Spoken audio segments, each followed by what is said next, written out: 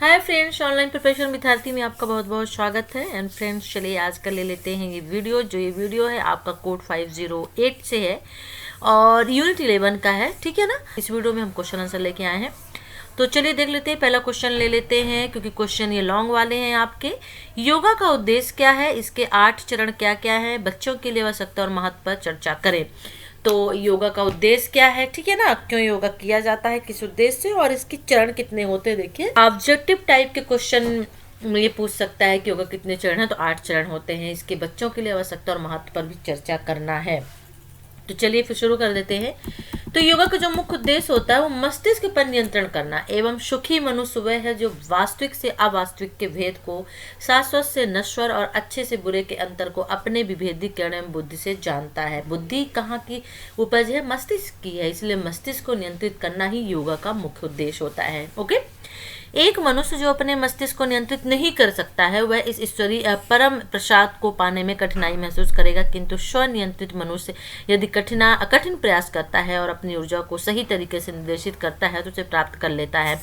तो मेन उद्देश्य योगा का होता है, देखिए, कि मस्तिष्क को नियंत्रित करना, मस्तिष्क को काबू में करना, सभी चीज़ें यानी बुरी चीज़ों को छोड़ना, अच्छी चीज़ों को अपनाना, बुरे और अच्छे में, ठीक है ना, फर्क महसूस करना, ये योगा का मेन उद्देश्य होता है। देखिए, जब हम एक्सरसाइज, व्यायाम, कसरत करते हैं सुबह सुबह तो हमारा पूरा दिन अच्छा जाता है, हमारी बॉडी एक्टिव होती है, ठीक है ना, तंदुरुस्ती रहती है, ताजगी सी रहती है, हमें आलसपन नहीं आता है। लेकिन हम यदि योगा नहीं करते हैं तो ये सभी चीज़ें हमारी बॉडी में होती है जो अभी हमने आपको बताया है। इसलिए योगा का जो मेन उद्देश्य है वो होता है मस्तिष्क को नियंत्रित करना। ठीक है। अब यहाँ पे देख लेते हैं कि योग के यानी योगा के जो 8 चरण हैं वो कौन कौन से हैं। तो इसके 8 चरण में पहला देख लेते हैं। पहला चरण जो इसका है वो है आपका यम, ठीक है। दूसरा चरण है नियम, तीसरा आसन, चौथा प्राणायाम, पांचवा प्रत्याहार, छठा धारणा, सातवां ध्यान, आठवां समाधि। ये कितने हो गए, 8 चरण हो गए योगा के। बच्चों के लिए आवश्यकता और महत्व क्या है योगा की, अब हम ये देख लेते हैं। ठीक है। तो बच्चों के लिए योग के फायदों की एक सूची यहाँ दी जा रही है। क्या क्या फायदे हैं बच्चों के लिए योग के, ये क्वेश्चन आपके लिए वेरी इंपॉर्टेंट हो सकता है।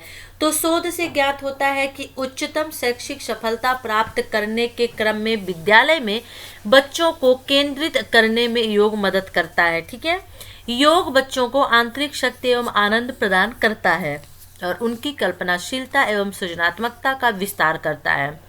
जब बच्चे स्वयं के स्वास्थ्य शिथिलीकरण एवं आंतरिक संतुष्टि के लिए तकनीकें सीखते हैं तो वो थोड़ी और सहजता के साथ जीवन की चुनौतियों का मार्गदर्शन कर सकते हैं। प्रारंभिक आयु में योग आत्मसम्मान एवं शारीरिक गतिविधि के शरीर के प्रति जागरूकता को प्रोत्साहित करता है, जो कि अप्रतियोगी है, विरोध के बजाय सहयोग एवं संवेदना को प्रोन्नत करता है। देखिए, यहाँ पे योग के बहुत सारी चीज़ें दी हुई। सबसे पहली बात कि बच्चों को केंद्रित करने में योग सबसे महज महत्वपूर्ण इम्पोर्टेंट भूमिका निभाता है। जो आंतरिक शांति बच्चों को होती है वो क्या करता है, योग प्रदान करता है। कल्पनाशीलता, सृजनात्मकता, क्रिएटिविटी, एक्टिविटी जो होती है योग के माध्यम से आती है। ठीक है। आत्मसम्मान एवं शारीरिक गतिविधि से, देखिए, जो बच्चा होता है उसका शरीर बहुत ही नाजुक, बहुत ही मुलायम होता है, मांसपेशियां बहुत ही सॉफ्ट होती हैं। लेकिन जैसे से बच्चा बड़ा होता है जस्ट इसके विपरीत होता है। छोटे बच्चे में योग का बहुत प्रभाव होता है, उसकी बॉडी जो होती है उसी तरह से ढल जाती है जिस तरह से हम ढालना चाहते हैं। योग आत्मसम्मान, आत्माभिव्यक्ति, आत्मविश्वास को बढ़ाने में मदद करता है, वजन घटाने में मदद करता है। जनरली देखते छोटे बच्चे जो होते हैं इतना जंक फूड वगैरह लेते हैं, बहुत मोटे होते हैं। यदि उनको योगा कराया जाए तो उनका जो वजन है वो बिल्कुल सही हो जाए, बैलेंस हो जाए। योगासन अद्भुत भंगिमाएं हैं जो उनके लचीलेपन, ताकत, समन्वय और शरीर के प्रति जागरूकता को भी बढ़ाता है। ठीक है। रक्त संवहन तंत्र जो होता है, ब्लड जो होता है, सर्कुलेशन, श्वसन तंत्र और पाचन शक्ति का पुनरुद्धार कर संपूर्ण प्रतिरक्षक सुधारने में मदद करता है। यानी जो प्रतिरक्षा होती है, शक्ति जो होती है, उसको सुधारने में योग मदद करता है। योग का अभ्यास करना बच्चों को उनके मनोवेगों को नियंत्रित करने में सहायता करता है, मनो को भटकने से सहायता करता है, ऑटिज्म या अन्य व्यवहारात्मक मुद्दों से ग्रस्त बच्चों में सहायता करता है। योग आत्मानुशासन को सुधारता है। बच्चे जो योग करना सीख रहे हैं वे अपने स्वयं के व्यवहार को बस में करना भी सीखते हैं। योग का अभ्यास फोकस और ध्यान को सुधारता है। ठीक है। बच्चे जो अधिक समय विद्यालय में डेस्क के पर बैठकर या घर में कंप्यूटर के सामने बिताते हैं, वो शरीर के ऊपरी भाग में तनाव और मेरुदंडी दबाव विकसित हो सकता है। योग उन्हें दूर करता है। योग शिशुओं में धैर्य बनाने में मदद करता है। यह नया शारीरिक कौशल सीखने में धैर्य और समय लेता है, और जैसे जैसे योग परिवर्तित होते हैं, आपका बच्चा इसे पहले करने में सक्षम नहीं हो सकता है। यानी कि स्टार्टिंग जो है छोटे योग से करनी चाहिए, सरल योग से करने चाहिए, और देन उसके बाद कठिन योग करना चाहिए। जब बच्चा उस चीज़ को करेगा, पर्टिकुलर डेली करेगा, तो वो ऑलरेडी उसको सीख जाएगा। योग को एकाग्रता अपेक्षित है। योग में एकाग्रता बहुत जरूरी होता है। योग बच्चों को उनके श्वसन पर नियंत्रण और जागरूकता विकसित करने में मदद करता है। योग खेल की चोटों को रोकने में मदद करता है। ताकत और लचीलापन बढ़ाकर योग नवयुवक एथलीटों की बढ़ती हड्डियों और मांसपेशियों की चोट को रोकने में सहायता करता है। तो योग जो है चोटों को रोकने में सहायता करता है। आप इस तरह से भी लिख सकते हैं। वह भोजन की स्वस्थ आदतें बनाता है। कुछ अध्ययन दिखाते हैं कि शिशु जो योग का अभ्यास करते हैं स्वस्थ भोजन चुनते हैं। योग न केवल, जो बच्चे योग करते हैं वो जली हुई, जंक फूड, फ्राई की हुई चीज़ें बिल्कुल भी खाना पसंद नहीं करते हैं, क्योंकि उन्हें पता है कि हमारी बॉडी के लिए क्या सही है और क्या गलत है। योग न केवल शारीरिक और मानसिक विकास बल्कि बौद्धिक एवं आध्यात्मिक विकास भी संभव है। असंभव नहीं है, बहुत होता है। योग के माध्यम से बच्चों का शारीरिक विकास ही नहीं होता, मानसिक और बौद्धिक और आध्यात्मिक दो जो चीज़ें होती हैं। जो लोग योग करते हैं वो अध्यात्म से ज़रूर जुड़ जाते हैं।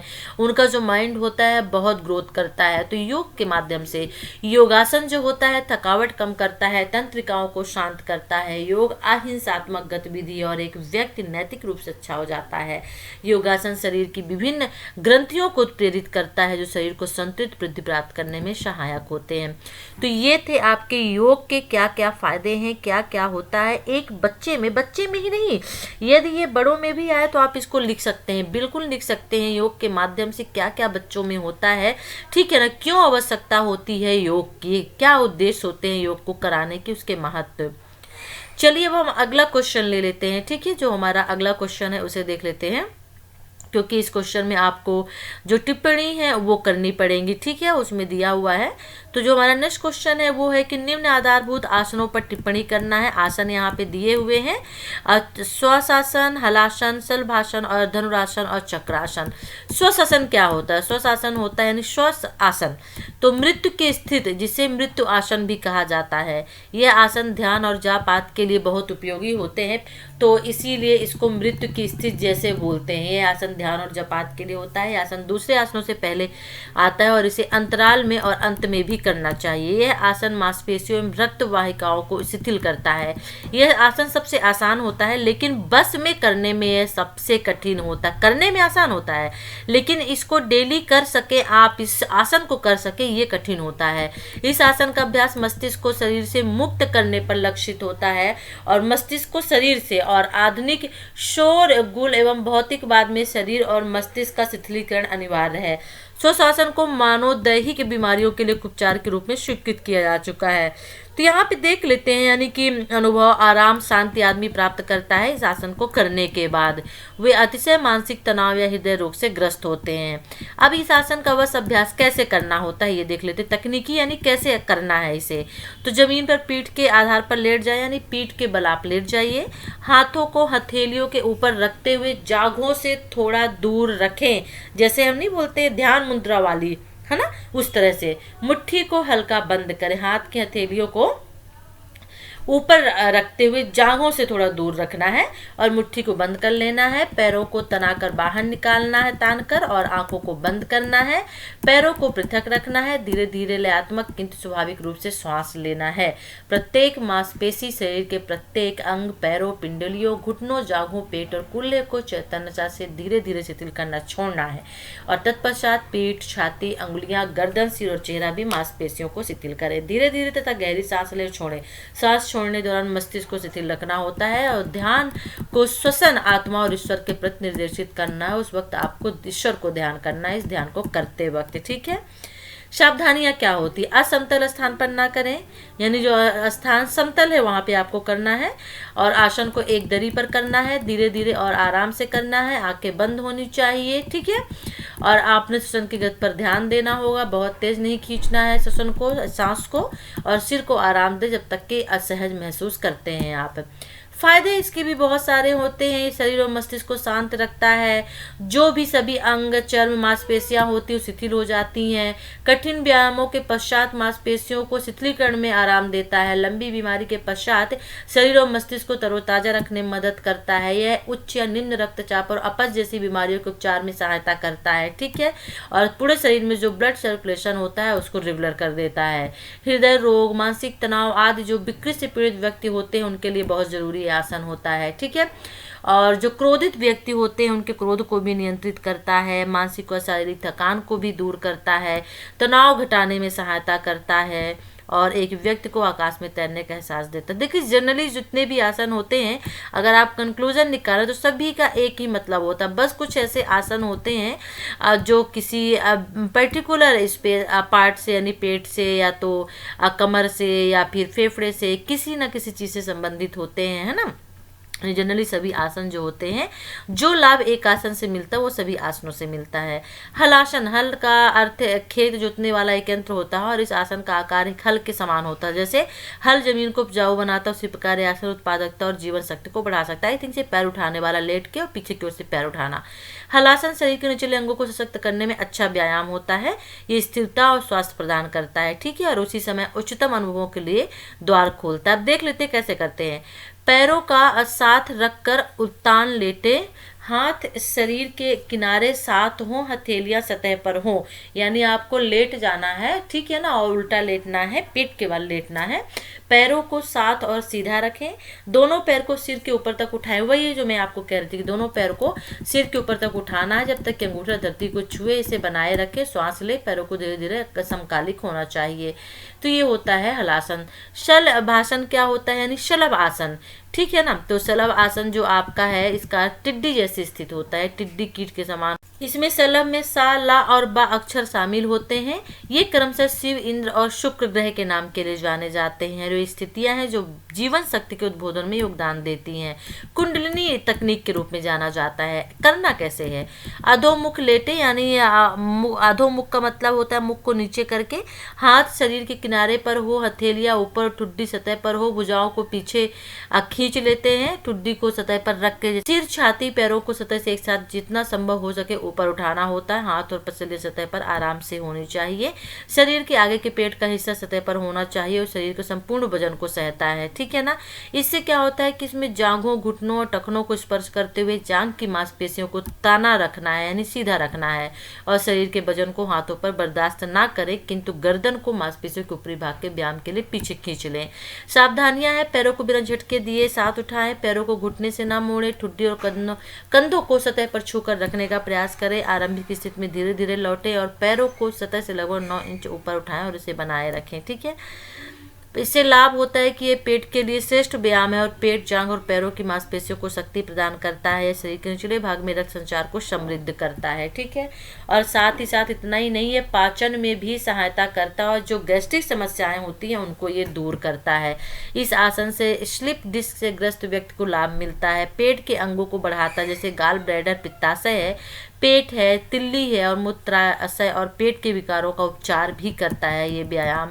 पाचन को सुधारता है, ट्यूमर का उपचार करता है, गले को नई ऊर्जा देता है। मधुमेह से संबंधित जो लोग होते हैं उनके लिए व्यायाम बहुत आराम देता है, ठीक है।